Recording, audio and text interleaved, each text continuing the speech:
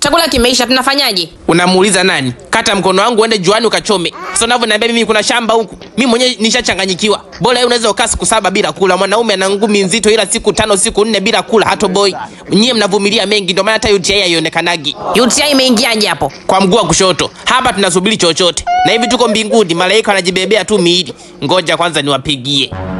Mkuu, kuna simu kutoka chombo cha angani inaita. Pokea niunganishe. Yombo. Hii haina salamu. Naomba tu kuuliza, tunafuatwa au tujiombee dua?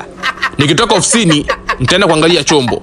Ila walisema ni baada ya siku 6 kitakuwa tayari. Kwa hiyo shida yenu, mumkute mmoja hali maututi mwingine kafa mdomo wazi utumbo umefunga figo.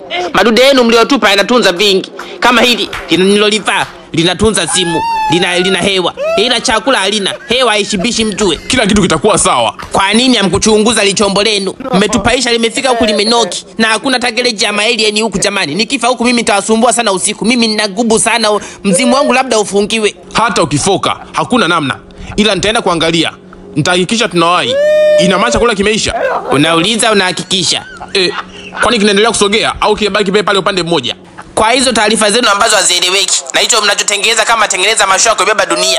Hichi chombo kama kusogea kitasogea mpaka kwenye geti la mbinguni. Tutafunguliwa geti, tunaingia na chombo chetu na dhambi ndogo tu hizo nazo tutachoma na chombo letu ili lote kama tupo kwenye oven. Hivi mnajua moto wa oven nyie? Mkuu, tumekuelewa. Huu ni hasira tu. Fuatilia kwanza afu utatujulisha mapema. Wewe naye kuingilia maongezi kisha watobua siku 7 ndo unajiongelesha kama katika kichwa. Ikate. Wametukatia, unaona mambo yao. Wewe unaongeaje hivyo unataka msaada? Miezi 9 mimi mwenyewe nishachoka. Na usijo kansogelea kutaka tendo nitendoke, hakuna chakula nipunguze siku za kupumua. Nitakuchoma kisu cha ubongo. Unaanza ujinga tu. My lord. Yombo, nilitaka na mpango gani na sisi? Natupigia simu kama umetukopesha roho kuuliza hali zetu. Mimi namuona Israeli anavunja mlango huko aingie ndani. Nimekoma kumfungulia tangu jana. Mimi sina roho ya paka, mtaniua huku jamani, sijaacha mayai yote kwa binadamu wake. Sitaki kufanya mautamu yangu. nimepiga nikwambie mashine ipo tayari, kesho mtafatwa. Sasa kama kipo tayari unapiga simu za nini?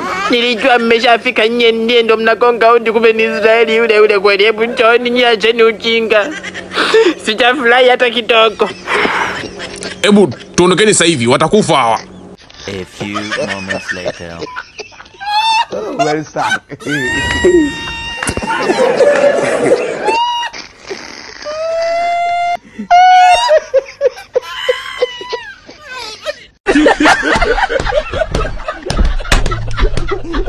Yo, shout for season.